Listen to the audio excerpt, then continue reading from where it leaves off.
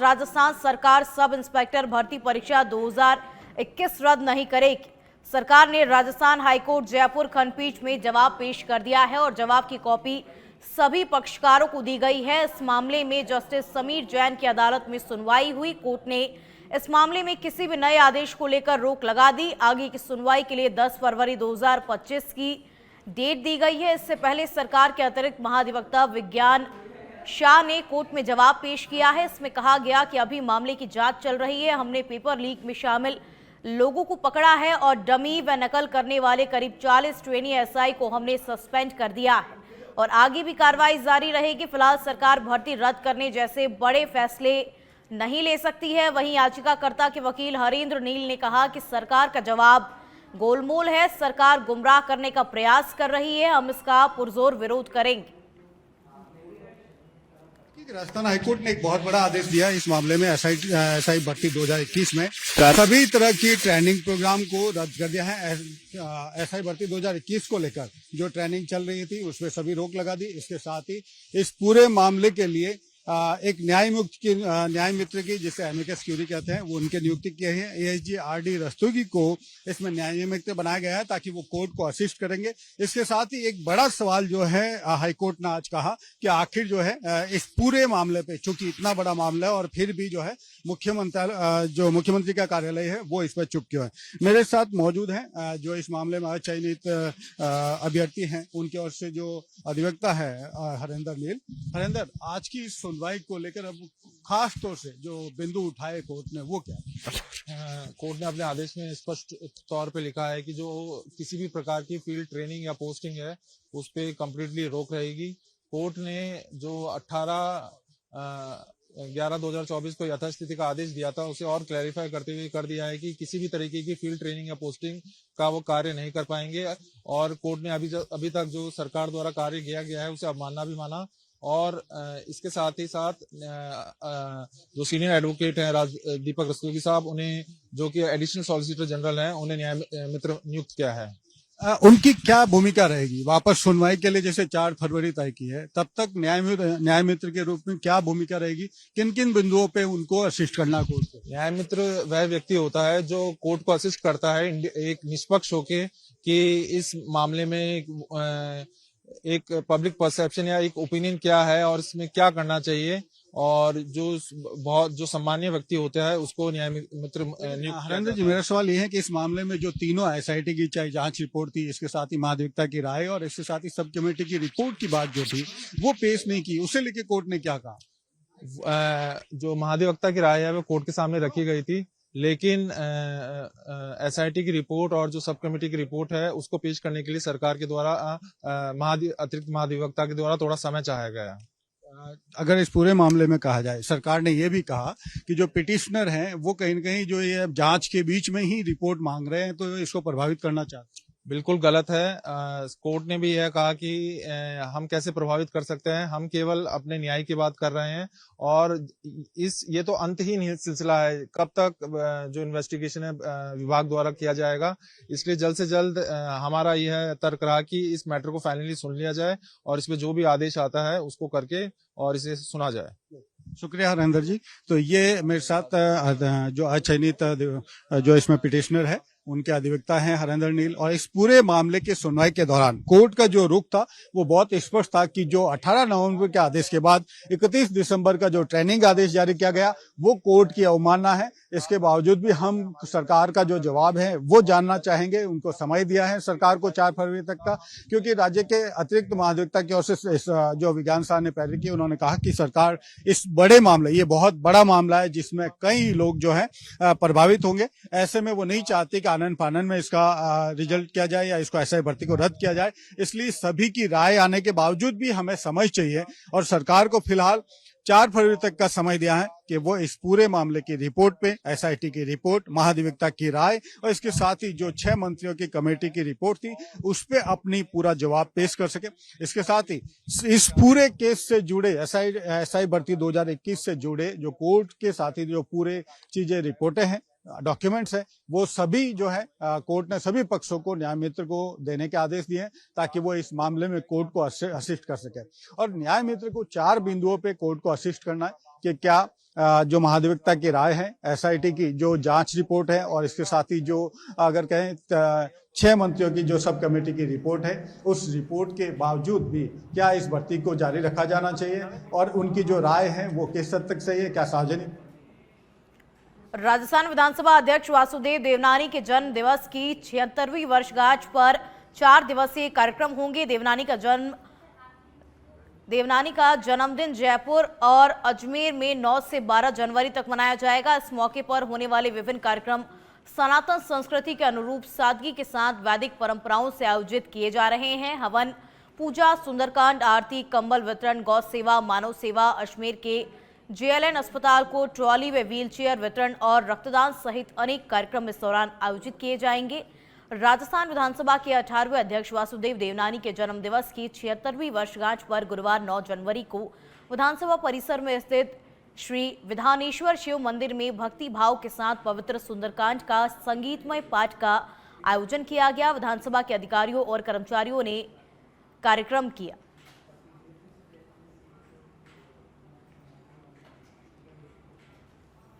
विधानसभा अध्यक्ष वासुदेव देवनानी का जन्मदिन है और इस मौके पर तमाम जो कार्यक्रम दोबारा करें।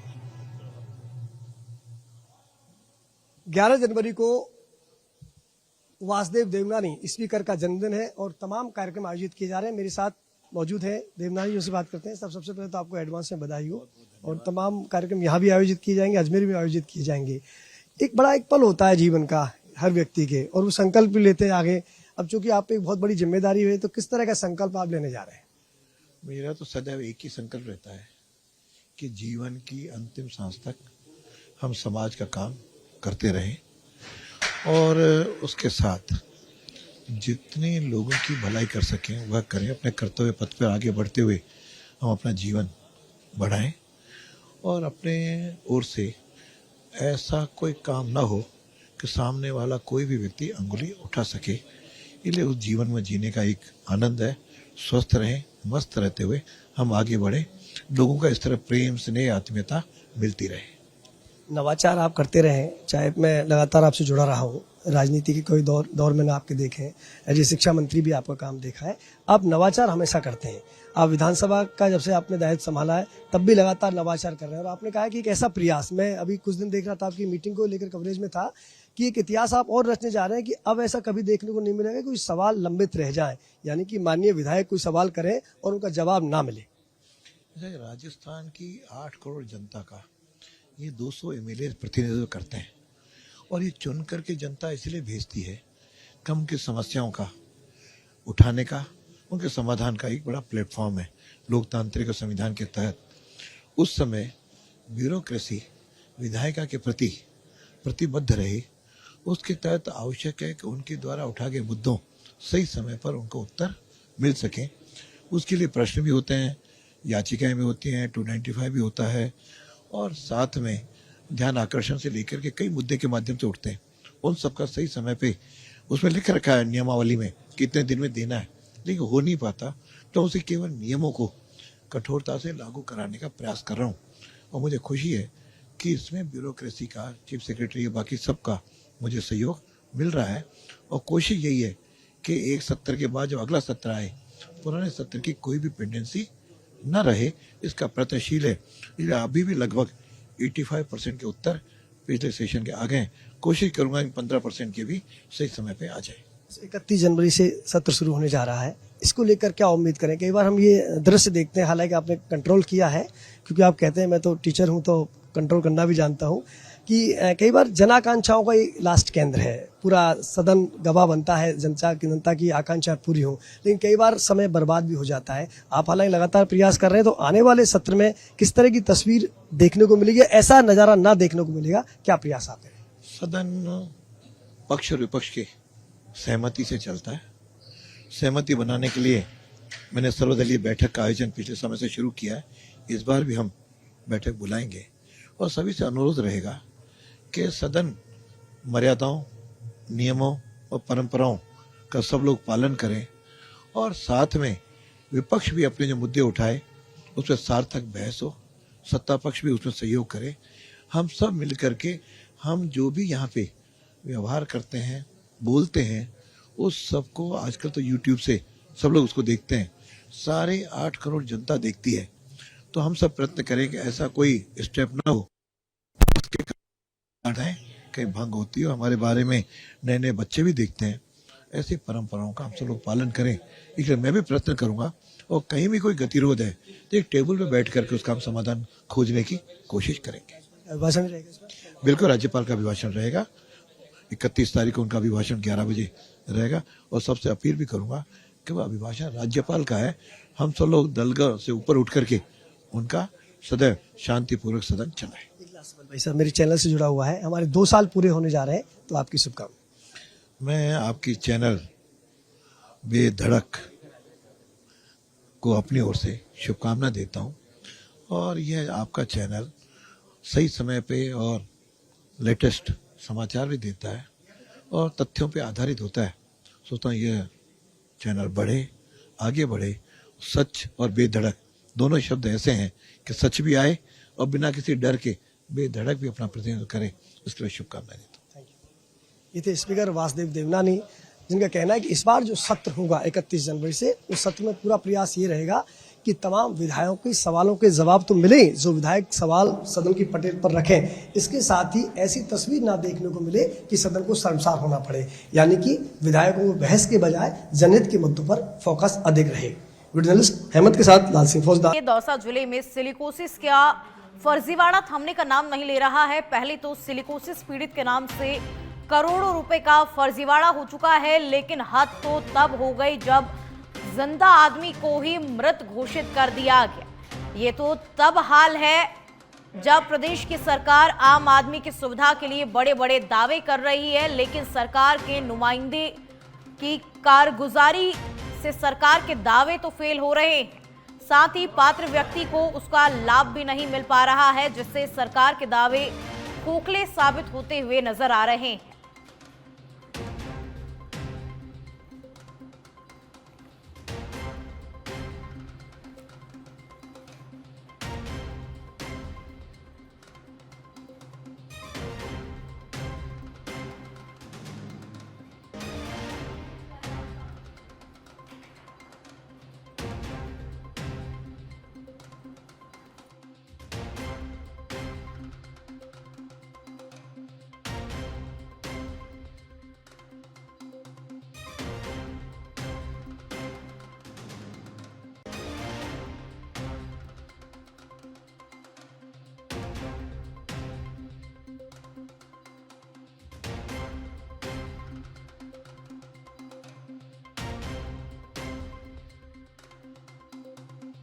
वाली सुविधाओं का जो लाभ है वो आम व्यक्ति को नहीं मिल पा रहा है। सरकार स्वास्थ्य से जुड़ी बड़ी बड़ी योजनाएं आम व्यक्तियों के लिए लेकर आ रही है, लेकिन उन योजनाओं का लाभ आम व्यक्ति तक नहीं पहुंच पा रहा है। सिलिकोसिस पीड़ित व्यक्ति को मृत घोषित कर दिया गया, जिंदा व्यक्ति को ही मृत घोषित कर दिया गया।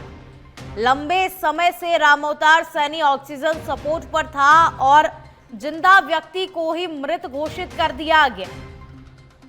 जीवित व्यक्ति को कागजों में मृत घोषित कर दिया गया। सिलिकोसिस बीमारी से ये व्यक्ति पीड़ित था। आप सोच रहे हैं कितना बड़ा ये मुद्दा है कि एक जीवित व्यक्ति को ही कागजों में मृत घोषित कर दिया गया। यूं तो सरकार स्वास्थ्य से जुड़ी बड़ी बड़ी योजनाएं आम आदमी के लिए लेकर आ रही है, लेकिन आम आदमी तक इन योजनाओं का लाभ पहुंच नहीं पा रहा है और एक जिंदा व्यक्ति को ही कागजों में मृत घोषित कर दिया गया। तो सरकार से मिलने वाली सुविधाओं का लाभ तक आम आदमी को नहीं मिल पा रहा है। जिम्मेदार अफसरों से कई बार रामअवतार सैनी ने गुहार लगाई। अब जिम्मेदारों की ये बड़ी लापरवाही सामने आई है। पिछले लंबे अरसे से रामअवतार सैनी ऑक्सीजन सपोर्ट पर है और उसे कागजों में मृत घोषित कर दिया गया।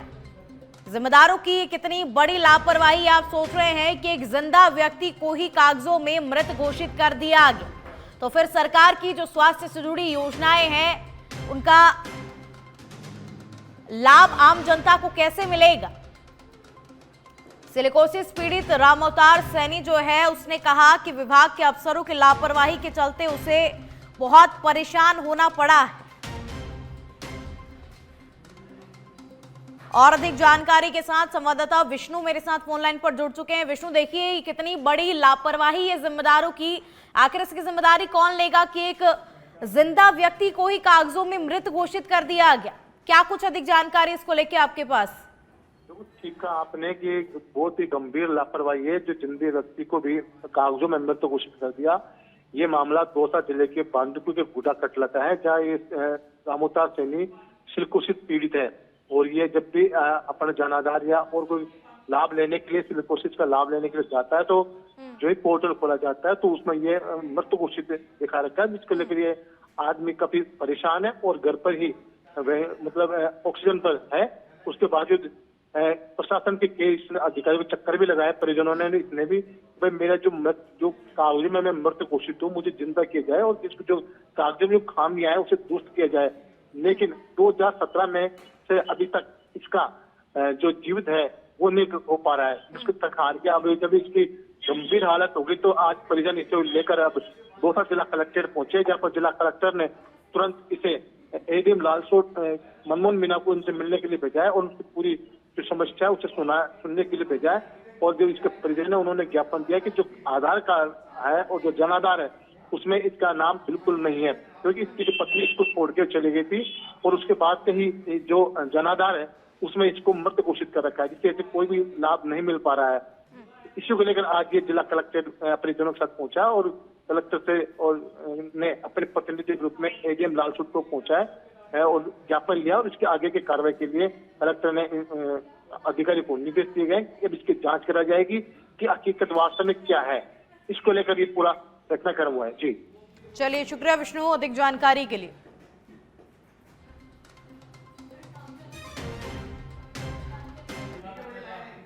पुलिस मुख्यालय से बड़ी खबर आप तक पहुंचा दें। पुलिस मुख्यालय ने स्वयं की प्रार्थना पर कमिश्नरेट के 32 इंस्पेक्टरों के तबादले कर दिए हैं। 10 से ज्यादा पुलिस थानों में इंस्पेक्टरों के भी तबादले हुए हैं, जबकि जयपुर पुलिस कमिश्नरेट को अलग अलग रेंज से 22 इंस्पेक्टर मिले हैं। इंस्पेक्टरों के रिलीव और ज्वाइन करने के बाद कमिश्नरेट में भी थानों में लगे इंस्पेक्टर इधर उधर होने लगे हैं और 50 से ज्यादा थाना एसएचओ को बदला जाएगा। Police commissioner Biju George Joseph द्वारा कमिश्नरेट के पुलिस थानों में तैनात एसएचओ की कामकाज के आधार पर कुंडली बना रखी गई है और 20 से ज्यादा एसएचओ को हटाया जाएगा पुलिस थानों से, जबकि ज्यादातर एसएचओ के बदले पुलिस थाने पुलिस कमिश्नर बीजू जॉर्ज जोसेफ अब कमिश्नरेट के अधिकारियों के साथ मिलकर तबादलों को लेकर के मंथन करेंगे। गौरतलब है कि पुलिस मुख्यालय ने 169 इंस्पेक्टरों के तबादले कर दिए। पिछले कई माह से इंस्पेक्टरों के तबादलों की सूची चल रही थी पेंडिंग, लेकिन अब ये तबादले कर दिए गए और इसको लेकर के बीजू जॉर्ज जोसेफ की ओर से मंथन भी किया जाएगा। तो पुलिस मुख्यालय से ये बड़ी खबर इस वक्त की आप तक पहुंचा रहे हैं। 50 से ज्यादा थाना एसएचओ को बदला जाएगा। Police commissioner Biju George Joseph द्वारा कमिश्नरेट के पुलिस थानों में तैनात एसएचओ को इधर से उधर किया जाएगा, यानी बदली की जाएगी, जबकि ज्यादातर एसएचओ के पुलिस थाने बदले जाएंगे। पुलिस कमिश्नर बीजू जॉर्ज जोसेफ अब कमिश्नरेट के साथ मिलकर के इसको लेकर मंथन भी करेंगे और पुलिस मुख्यालय ने 169 इंस्पेक्टरों के तबादले कर दिए। पिछले कई माह से ये सूची पेंडिंग चल रही थी, लेकिन अब ये तबादले कर दिए गए। 10 से ज्यादा पुलिस थानों में इंस्पेक्टरों के तबादले हुए हैं, जबकि पुलिस कमिश्नरेट अलग अलग रेंज से जयपुर को 22 इंस्पेक्टर मिले और 50 से ज्यादा थाना एसएचओ को बदला जाएगा। Police commissioner Biju George Joseph जो हैं उनकी ओर से मंथन भी किया जाएगा। एसएचओ के पुलिस थानों को भी बदला जाएगा। बहुत लंबे समय से ये सूची पेंडिंग चल रही थी, लेकिन अब इंस्पेक्टरों का तबादला कर दिया गया है। और अधिक जानकारी के साथ हमारे विशेष संवाददाता ओम प्रकाश फोन लाइन पर जुड़ चुके हैं। ओम प्रकाश, क्या कुछ अधिक जानकारी इस खबर को लेकर? जी देखिए, पुलिस मुख्यालय द्वारा आज 189 पुलिस कर्मियों की इंस्पेक्टर रैंक के अधिकारियों की तबादला सूची जारी की है, जो लंबे समय बाद में जारी हुई है। और संभावना है कि जल्द ही करीब 100 इंस्पेक्टरों की सूची और आएगी, क्योंकि ये जो सूची जारी की गई है, ये जो विधानसभा चुनाव हुए थे उससे पहले जो ट्रांसफर होकर आए थे अलग अलग रेंजों से, तो वह इंस्पेक्टर थे जो वापस अपने अपनी रेंजों में वापस गए हैं। अब इसके अलावा जो 10 साल और 20 साल से एक ही रेंज या जिले में जमे हुए हैं, उन पुलिस कर्मियों के भी तबादले होंगे। अब मैं आपको बता दूं कि जो जयपुर कमिश्नरेट है उसमें भी विधानसभा चुनावों से पहले तबादले हुए थे इंस्पेक्टरों के। अब 32 इंस्पेक्टर जो जयपुर कमिश्नरेट में थे उनके तबादले दूसरी रेंजों में हुए हैं, और जो दूसरी रेंजों से करीब 22 इंस्पेक्टर जयपुर कमिश्नरेट को मिले हैं। तो जल्द ही अब जयपुर कमिश्नरेट के जो थानों के एसएचओ भी बदले जाएंगे।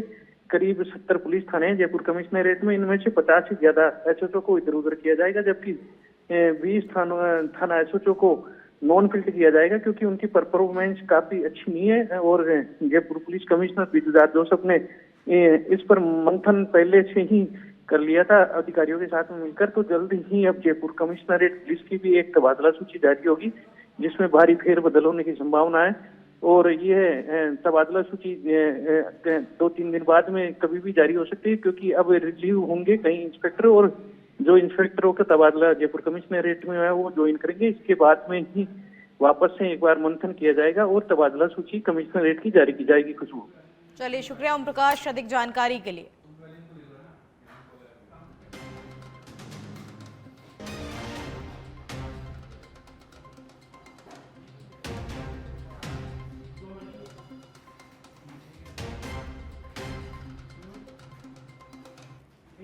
चित्तौड़गढ़ के कपासन से खबर अब आपको बता दें, नगरपालिका उपचुनाव की मतदान प्रक्रिया जारी है। उपचुनाव को लेकर मतदाताओं में खासा उत्साह देखने को मिल रहा है। कड़ाके की ठंड में भी मतदान केंद्र के बाहर मतदाताओं की लाइनें लगी हुई हैं, और सुरक्षा को देखते हुए मतदान केंद्र पर पुलिस जाब्ता मौजूद है। वार्ड 17 के 443 पुरुष और 442 महिला मतदान करेंगी।